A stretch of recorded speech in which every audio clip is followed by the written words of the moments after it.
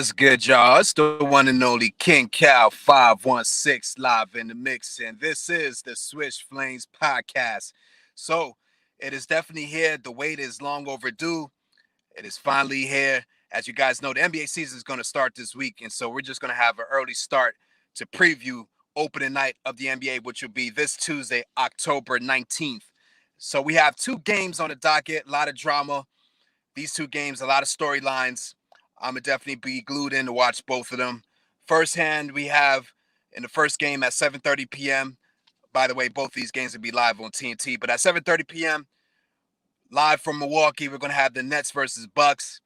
This is a very strategic matchup for the NBA. Obviously, they want to start the season off right, getting ratings. Obviously, we know a lot of times the reigning NBA champions play on opening night so that they can have their official ring ceremony. So my assumptions will be we're going to witness Giannis Antetokounmpo and the Milwaukee Bucks get their official championship rings. I'm definitely excited about this. Brooklyn Nets are a serious team. We know that they're a serious contender. We also know Kyrie Irving will not be playing. And these two teams, to me, match up very well, especially when Kyrie Irving is not playing. All right, so I think this is an even matchup. This is going to give us just a little early look in to see as the season starts how these teams match up. You know what I mean? It's still early in the season. I'm not going to bank the championship or anything off of this one game. So let's just slow our roll there. However, I am definitely interested to see how these two teams match up early on in the season. So that should be very, very interesting. We'll see how KD looks. We'll see how James Harden looks on Brooklyn. We'll see how some of the role players play. I believe Patty Mills, a great acquisition of the offseason. I believe with Kyrie out, Patty Mills is definitely going to be stepping up. And I think he can fill a lot of that void, even though he's not as good as Kyrie, but he can fill a lot of what Kyrie does, especially with Patty Mills, who I expect to come off the bench and be like a six man. You know, I expect him to do a lot of scoring from the guard position to kind of give them a little bit of what they're going to lose with Kyrie Irving being out. Nevertheless, these are two teams that a lot of people think are the two best teams in the East. And so it should be a good matchup. I think Milwaukee is going to get this one at home. I think they're going to win anywhere between 5 to 7 points, and that'll be my prediction for that game. I'm going to take the Bucks for sure. I think Giannis is going to have a monster game. I think Milwaukee is going to be reigning high, but I would throw this out there. Sometimes the teams who receive these rings on ring celebrations, they come out flat for whatever reason.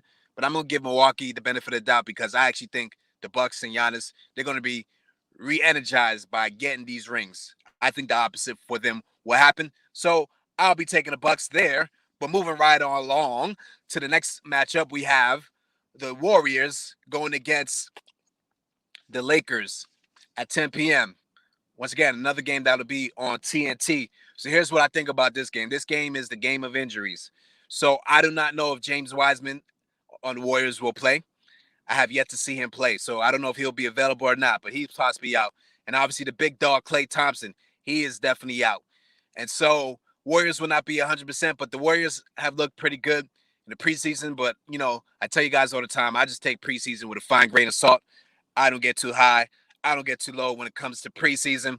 And so with the Warriors and the Lakers, once again, we know that a couple guys are out on the Warriors, and the Lakers have been rattled by injuries in this preseason so far. I mean, Trevor Ariza didn't even get to see a preseason game before he got hurt. He got surgery. He's out for at least a month. You got Taylor Horton Tucker had surgery on his thumb, so he's out for a little while. You know what I mean? So the question will be for the Lakers. Malik Monk had a slight groin, injury. Will he be available to start? You know, he was looking good in the preseason as just a microwave score for the Lakers. So he's a crucial component, it looks like, early on in the season for them. Another guy who can possibly potentially play, maybe Kendrick Nunn. Will he be available? Wayne Ellington, I'm not sure there. He's another guy injured. He had a little hamstring issue. You know, hamstrings are one of those funny injuries that can linger. So can the groin. But when any of these guys play, that's going to be interesting because that will help them with the depth. Because without those guys playing, Lakers' depth is not as great from what I see. You know what I mean? I do like that young rookie they got, Austin Reeves. He's a baller. And so he might get some extra minutes, especially if none of these guys are available.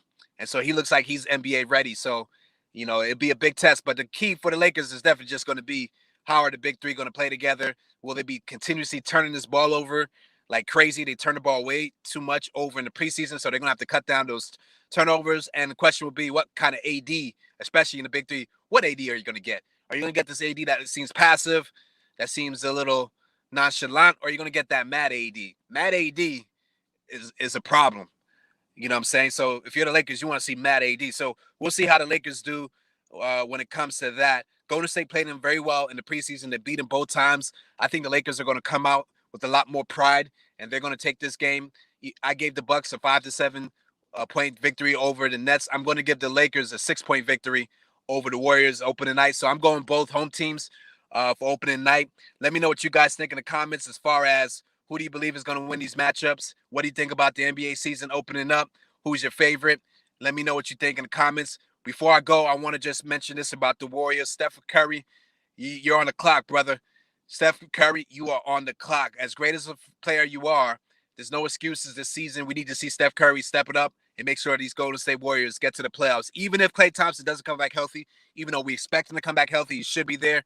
But even if Klay Thompson, for whatever reason, didn't come back this season, I will still put Steph Curry on the clock because I do believe this team is better this year than they were last year. And I think they got a lot of those young players like Poole and some of these other guys have gotten some experience, some valuable experience, and I think they're ready now to be more productive. And I think the Warriors are going to be a little deeper. I think it took them a couple of years to fix that bench and get that bench better. I think Andre Iguodala coming back as a veteran presence on the bench as another leader that could kind of be the the opposite of Draymond. You know what I'm saying? They're like night and day.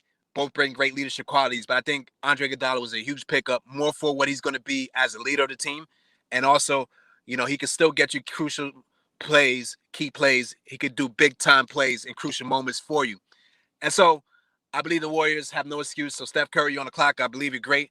Now you got to go out there and get the job done. Get her done. All right. So with that said, it's your boy King Cal 516 live in the mix. This has been the Switch Flame Podcast. Be sure to hit the website up at www.switchflames.com.